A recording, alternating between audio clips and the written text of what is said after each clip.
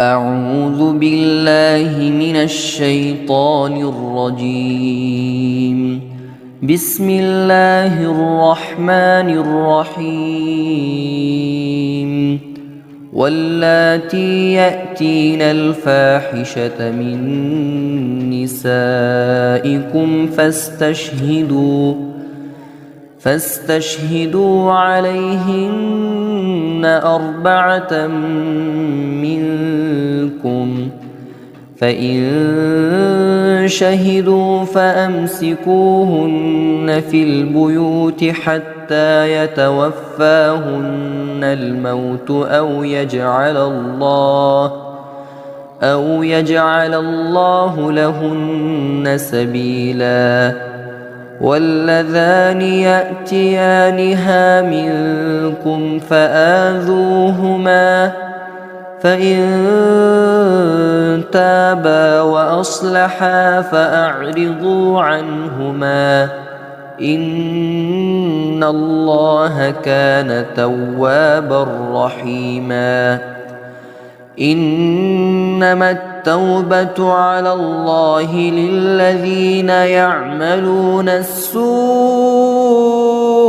بجهالة ثم يتوبون من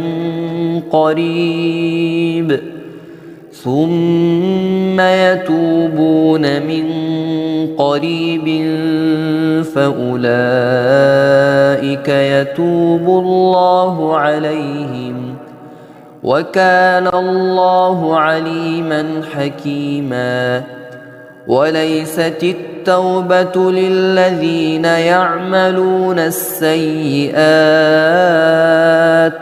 حتى إذا حضر أحدهم الموت قال إني تبت الآن، ولا الذين يموتون وهم كفار، أولئك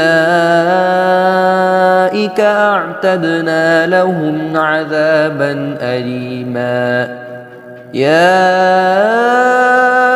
أيها الذين آمنوا لا يحل لكم أن ترثوا النساء كرها، ولا تعضلوهن لتذهبوا ببعض ما آتيتموهن إلا أن يأتين بفاحشة مبينة، وعاشروهن بالمعروف، فإن كرهتموهن فعسى أن تكرهوا شيئا ويجعل الله فيه خيرا كثيرا.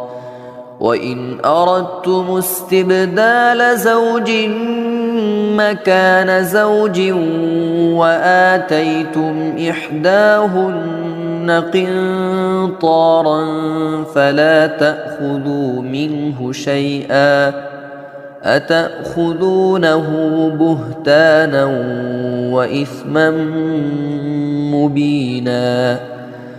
وكيف تأخذونه وقد أفضى بعضكم إلى بعض وأخذن منكم ميثاقا غليظا. ولا تنكحوا ما نكح آباؤكم من النساء إلا ما قد سلف، إنه كان فاحشة ومقتا وساء سبيلا. حرمت عليكم أمهاتكم وبناتكم وأخواتكم وعماتكم وخالاتكم وبنات الأخ وبنات الأخت وبنات الأخ وبنات الأخت وأمهاتكم اللاتي أرضعنكم وأخواتكم من الرضاعة وأمهات نسائكم وربائبكم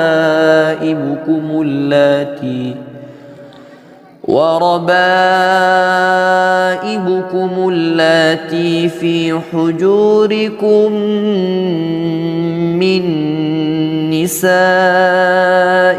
اللاتي دخلتم بهن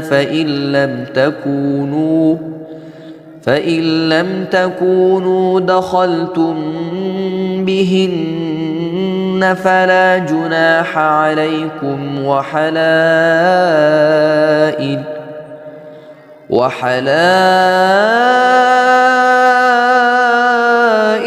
أبنائكم الذين من أصلابكم وأن تجمعوا بين الأختين إلا ما قد سلف إن الله كان غفورا رحيما.